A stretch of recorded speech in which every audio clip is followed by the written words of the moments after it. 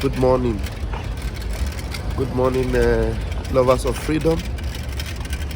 Good morning, truth lovers, fellow Biafrans. I want to touch on the subject no man's land. No man's land. And some people have been asking, I say, what next now? What are we doing now? When are we going to, when are we celebrating? When are we declaring Biafra? Remember we told you that you will sleep in Nigeria and wake up in Biafra. You will sleep in Nigeria and wake up in Biafra. That time is here. We are not just talking. Now, do you know what when they say no man's land? Now, it is now evident that no man's land is not Lagos. No man's land is Nigeria. No man's land. Can't you see? Is it not clear that Nigeria has become no man's land? Is it not clear that Nigeria has become ungovernable? Is it not clear that there can never be a legitimate government in Nigeria? Is it not clear that Nigeria is now an object of scorn and ridicule? Is it not clear that Nigeria has completely expired? Is it not clear that people has given up on Nigeria? Is it not clear that people have lost their hope and confidence? Is it not clear that there is no way you can build that hope called Nigeria or that nation called Nigeria, where by hook or by crook have become the order of the day? By hook or by crook, the end justifies the means. Is it not clear that there is nowhere you will find integrity around that contraption? Now, can't you see that it is all over? And the people that will own their own land are gathering momentum right now. And if you're still there thinking that it is going to be business as usual, no, that day has long gone. No, not business as usual. Tell me, who in that contraption will confidently and readily and joyfully say, we are happy that we have a president called Tifnubu? Can't you see it? Even those that have been waiting for Obi will be declared. Is it not clear to you now that even if by chance there will be a declaration of Obi, it will still spell doom? Can't you see? Whichever way, the best thing for you is to wake up and open your eyes and see that you are in Biafra, because Nigeria have become no man's land. Everywhere you are now, it is complete confusion, uncertainty. You are not sure. You don't know what will become of you the next morning. You as an Igbo man, you have become an endangered species. So the first people to have their liberty and to shout, hooray, hooray, hallelujah, all hail Biafra, we are the first. We will yell and sing and shout because we have won. Now everybody is coming to say, you told us so, you said it, it is true. In fact, we give up on Nigeria. People are tearing their passports everywhere. Everywhere on social media. I even did my own. But YouTube did not accept it. 2 times I uploaded the video, 2 times they shut it down. And what does it mean? It means that it is all over with that contraption, with that location 9. No man's land. So whoever will come and tell you, when you say no man's land, you are getting us angry. So keep your mouth shut. Shut up your mouth. No man's land. Because the only place you will call your land is your own country. Biafra, Oduduwa, Arewa. That is where you will call your land. But for Nigeria, no man's land. No man's land. It is equivalent to evil forest. Is equivalent to disaster zone. But we that have stood our ground, we that stood firm and said we had enough, it got up to here, and we say we are not having it anymore. Do we hate Peter Obi? We did not hate him. Do we love Peter Obi? Of course we do. But the fakeness is what we kept telling you. Okay, look at Peter Obi. Peter Obi is tweeting yesterday about today. Today was kidnapped. And this, that, today. Mazina Bekano, the redeemer of our time, was kidnapped in Kenya. Extraordinary rendition to Nigeria. And he even won a case against the people that kidnapped him. Peter Obi didn't nothing. And then there was a miscarriage of justice. Peter Obi nothing. Peter Obi became deaf and dumb. Now Peter Obi is tweeting about a man who called an innocent man, an honest man, Simon Ekpa, who called him a terrorist because he was called for question in Finland. Peter Obi is tweeting. Let me tell you, if you are hoping, still hoping up to now, that there is a redemption somewhere in Peter Obi, go back to sleep. You are still in La La Land. There's no hope anywhere in the zoo. There's no hope anywhere. No hope. The only hope you have is break it up to save lives. And if there's any energy left in you, devote it, dedicate it to that effect. Break it up to save lives. That's all. Because whether or not their agenda will be played out, they will play it out. They are already playing it out right now. Before your eyes, Koro.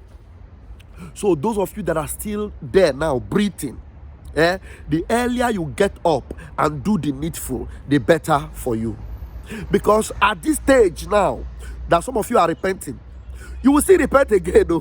Because in this midst of this repentance, there is still, some kind of, some of you are still doing like this. You are still doing like this. You are still hoping like this.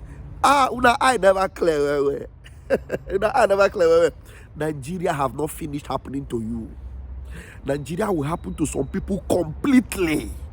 And some of you will not even survive the happening before you will know that Mazi Simon Ekpa is the good guy. Mazi Nnamdi Kanu is the genuine prophet. IPOB are not terrorists. IPOB are redemptive agents. Agents of redemption and salvation to you. To you. To you. My name remains Rafael Chamaka Ajere, and I am proudly autopiloted IPOB. I know they hide face. We know they dodge. We stand here, gidigbam. And as we kept telling you, what you do not know is bigger than you. You are going to see events unfold in a matter of days. In a matter of days. And everything will play out for you, before you. You will sleep in that Nigeria as it were right now, no man's land, and wake up in your own land, Biafra, Oduduwa. As we say it, so it must be. We they play, it they show. All hail Biafra, all hail Oduduwa, all hail freedom lovers. May God bless our leader, Mazi Nnamdi Kanu. May God bless Chief Oloye Sunday Igboho. May God bless Olayomi Koiki of Koiki Media. May God bless Mazi Simon Ekpa, our spokesperson, whose birthday yesterday was awesome. We keep celebrating you, Dragon. You are the best. You are the best. And we're standing right with you. And we'll go all length and make sure Biafrans will shout for joy. Now baptize them with the dragon fire.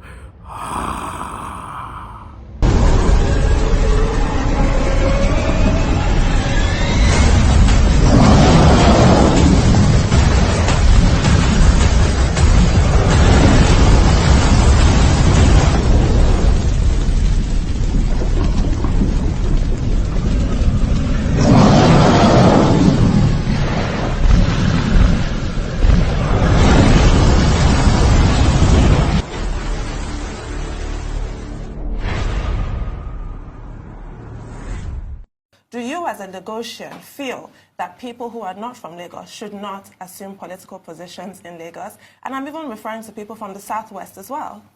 It's a daydreaming. Anybody that is thinking like that is not facing the reality.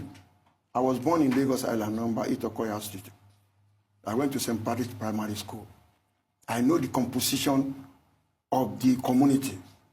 I know when everybody started to come to Lagos, and I know what it is now. Even now, we have 4 houses in Lagos Island.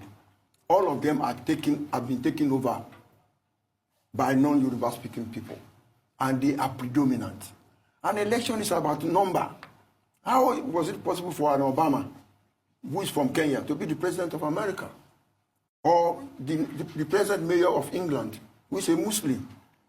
If the character of the demography of a community changes, there is hardly anything you can do. They will take over from you. It is just a matter of time. No matter the struggle, we can strategize and give them a portion. But they say they are going to be zero. It's a waste of time. And I'm an advocate of this thing for the past 30 years. Because I grew up with them. I went to school with them. I know their capability. I know their tendencies. I know their unity of purpose more than us. I know their focus. And I know they can defeat us if you are not careful. I am very sure. I don't have any doubt at all. What I can say, where they are predominant, let us leave it for them. You cannot defeat them. Even if you harass them, they are a lot more aggressive than us. I just saw some touts disturbing them. If they attack you, you are gone. Don't push them to the wall, because they are not like us. Their own upbringing is fight to finish. They've gone through it before. So don't push them to the wall. My people, I am part and parcel of you, but we have allowed them, which is normal. So please clarify them. Please clarify. Non-Yoruba speaking, non-Indigenous, South people. Okay. We grew up with them. Southeast people, we grew up with them. Arewa people, North Central, Northwest, Kwara. How can you not talk about the demography of Lagos? Even our food. How do we come about Tuwo? They grew up with us with Kwara people. How do you talk about, all the Igbo food? They brought them. We grew up with them. We are part and parcel of them. There should be no discrimination in whatever form. And I'm appealing to our people, don't push this thing too much. But PDP has been blamed for some of these tensions. We are part of, how is it possible? 5 of our candidates are Igbos. House of Assembly, 6 local government, 6 wards in Agege are predominant Arewa people. There's no way you can bring an Arewa person and you not win the election in Agege there. What is the language? Fielding the candidates is not the argument, I don't feel. The argument is with the rhetoric, with the it's us against them rhetoric. That divisive rhetoric is what PDP is No, it is because you don't want them, and we want them. I want them. So that is the argument. How can you talk about Ajegule and you are talking about Yoruba people? How can you talk about Ojo, Alaba Ragu, and we are talking? I can talk about Festac. These are accidents of history. When there was Festac, who was the honorable, minister then? How were they predominant in Festac to get the allocation and buy even the one Yorubas had? We bought them. Lagos Island now, 80% of the properties are owned by Igbo people, including my own father's property. They don't own them, or they rent them. But they occupy them because we cannot live there anymore.